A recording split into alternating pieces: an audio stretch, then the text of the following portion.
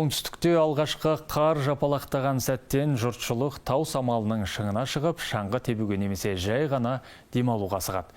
Саяхатшыларын 2011 жылдан бері қар салып жүрген демалыс аймағында инфрақұрылым деңгейі жыл сайын жаңарып келеді. Биылғы өзгерістер қандай? Әріптесім Жұлдыз тау жаңалығын баяндап берсін.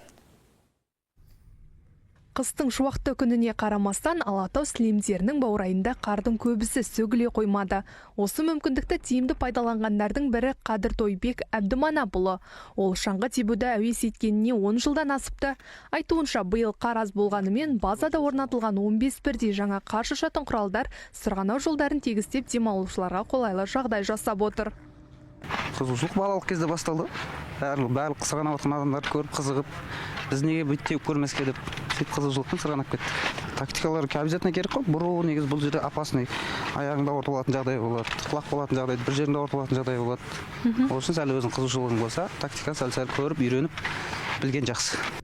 Теңіз деңгейінен 1400 метр биіктікте орналасқан тау самалы шаңғы базасындағы сырғанау жолдарының жалпы ұзындығы 10 шақырым. Қар қалың жауған күндері мұнда күніне шаңғы мен сноуборд арқалаған 200-ге жуық демалушы келеді. Қажетті жабдықтар осында жалға беріледі. Бұдан бөлек келушілер садақ атып, атпен серуендеуге де мүмкіндік бар. Тауда ыстық шай ұсынатын шағын нысандар да жергілікті тұрғындардың нәпақасына айналған.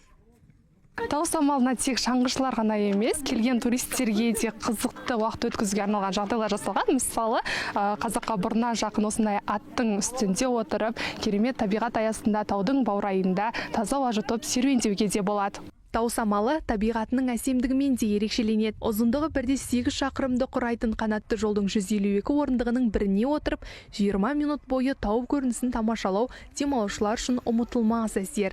Биыл мұнда шаңғы мен сноуборд тебуді енді үйреніп жүрген әуесқойларға арналған арнайы оқу жаттығу алаңы да ашылды. Жаңартылатын нәрселер болды. Биыл мысалға жаңа көргендеріңіздей, жаңағы учебный трасса дейді ғой. Ленталы жол қойдық, 100 метрлік жаңа үйренеміш деушілерге. Жылда енді қаржылай көп ақша құйып отырмыз. Демалушылардың қауіпсіздігі де басты назарда. Осы мақсатта төтенше жағдай қызметкерлері шаңғы базасында тұрақты түрде тексеріс жұмыстарын жүргізіп келеді. Осы Түркістан облысы аумағындағы сел, сырма, қар көшкіні қауіпті кезеңдерде осы тұрғылықты халықтарға, мекемелерге түсіндірме жұмыстарын жүргізумен және де осындай қауіпті аймақтарды тіркеумен айналысамыз. Тау самалы бүгінде Түркістан облысы тұрғындарының қысты қызықты әрі белсенді өткізуге арналған сүйікті мекендеріне айналған. Мұнда жыл сайын 120 мыңнан астам адам демалып қайтады. Ішкі және шетелдік туристердің де қатары артып келеді.